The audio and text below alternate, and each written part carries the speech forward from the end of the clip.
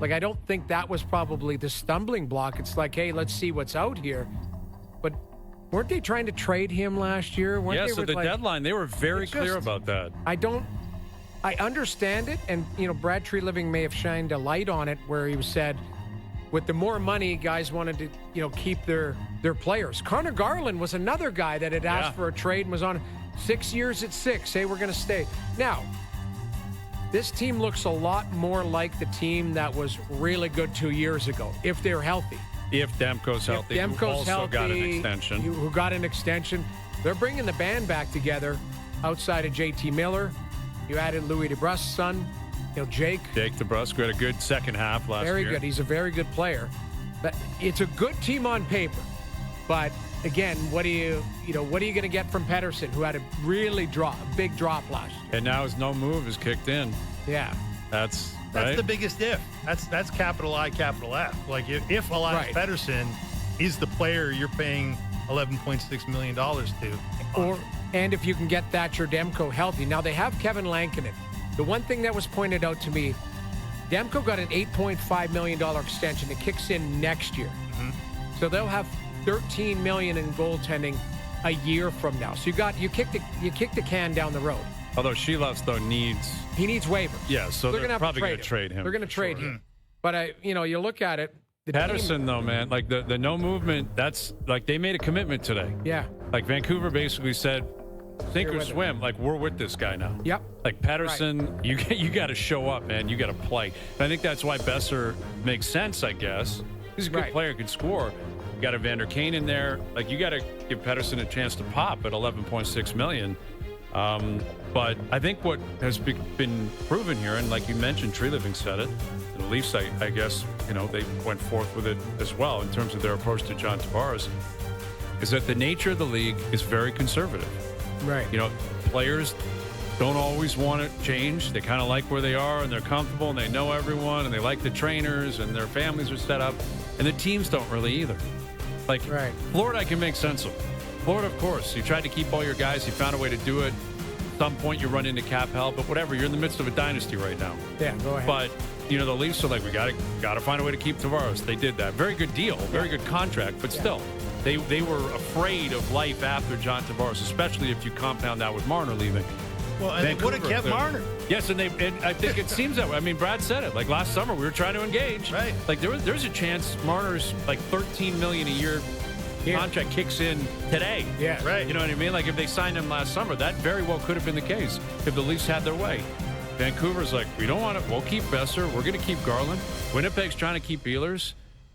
Like all these teams are like how Provorov and Columbus are like, I want to spend my money on my current players. One team that's not? Vegas.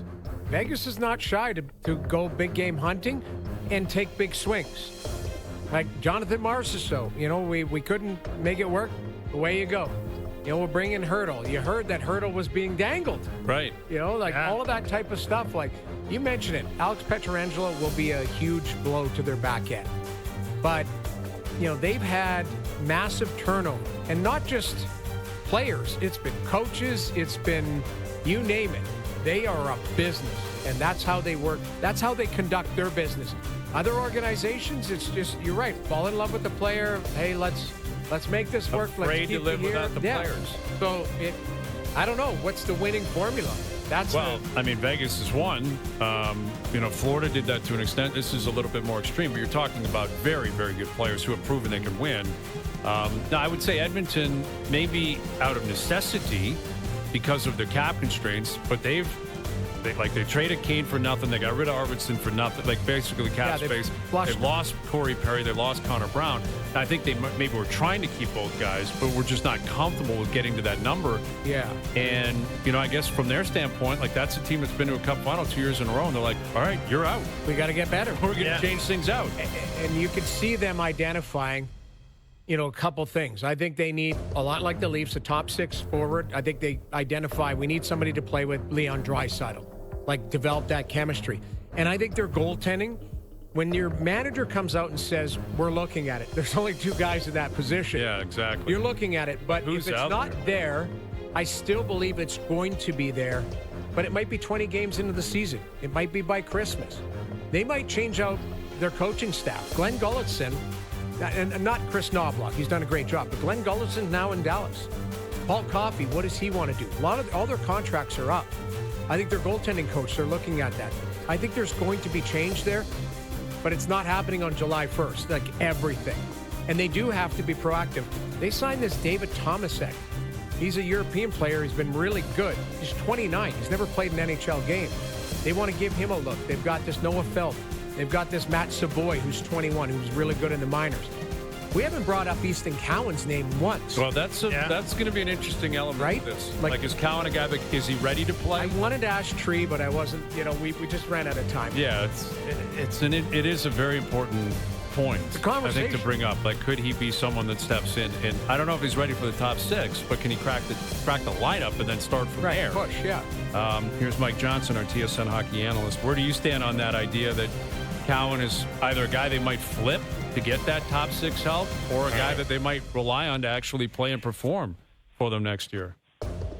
I think if they had their preference, it would be that he plays and performs, entry-level deal, younger body, all the reasons we know. And it's amazing that in Toronto, like any other player who goes and wins a Memorial Cup and playoff MVPs and Memorial Cup MVPs, and he'd be like, of course he's playing in the top six. Why wouldn't he play in the top six? But with Toronto, there probably are understandable question marks with Cowan if he can do that. But yeah, I mean, if somehow you could put him on the second line and it worked, that'd be really good. Like, that would be a perfect person to slot in there at an affordable number. So, I mean, and maybe that's what they want to see. Like, maybe they will give him a chance, although there is always, you run the risk, you let him try it. If it doesn't work, then can you trade him for quite as much? I'm not so sure. But, this is not the trade deadline. There's no finish line on what happened today. They can do this all summer, trying to change their team, add players, subtract players, whatever it is.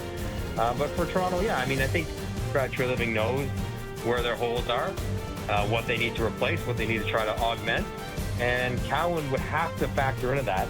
But, if you're Nick Robertson, now you've not had the junior career of Easton Cowan. I'm not saying he's the same player. But he might be saying, listen, I can score at the NHL level. Like, give me a look, too. Like, I think there's a few guys that might be wanting to angle for some of those good minutes. So, Johnny, we just talked about the luxury of time. Mm-hmm. The one thing that I haven't, really been able to identify is what team is willing to not blow it up, but willing to part with players that are good players. Like, everybody seems to be like, hey, we can take another step here this year. And I understand. San Jose wants to get better. Chicago wants to get better. But they're not going to be playoff teams this year. So is there a team that you would identify that maybe Toronto would circle and say, give them 10 to 20 games and they'll be selling? Whether it's Pittsburgh or, maybe an organization that we're not focusing on that believes they're not a playoff team, but they're trying to at least sell to their ownership, to their fan base. We're going to give these players a run and see how it unfolds in the first 20 games of the season. Well, I mean, I think the obvious answer, Noodles, is the one you mentioned, Pittsburgh. Yeah. Like, they have Brian Rust and Ricard Raquel. Yeah. Both are legit top six wingers. Both could score 30 goals and playing with good players. Both have decent contracts that the Leafs or any other team could probably absorb if you move out a little bit of money. And if you give them picks and prospects and good young players like an Easton Cowan caliber player, you could get that guy. You could get him now, probably, if you wanted. But maybe you wait 10 or 20 games and Pittsburgh realizes they're not going to make it again. And the motivation for the team to move them and for the players to allow them